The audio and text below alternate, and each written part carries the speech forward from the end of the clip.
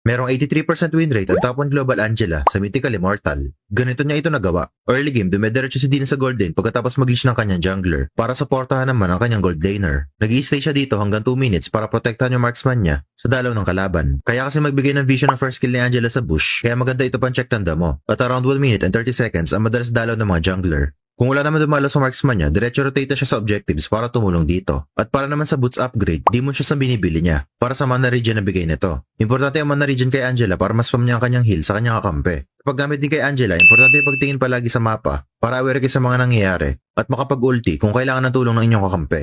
Sa full item build naman ni Dina, ito ang gamit niya. Tapos sa emblem naman, support na may Inspire, Tenacity at Impure Rage. Merong 83% win rate at top 1 global Angela sa Mythical Immortal. Ganito niya ito nagawa. Early game, dumediretso si Dina sa gold lane pagkatapos mag-leash ng kanyang jungler para supportahan naman ang kanyang gold laner. Nag-i-stay siya dito hanggang 2 minutes para protektahan yung marksman niya sa dalaw ng kalaban. Kaya kasi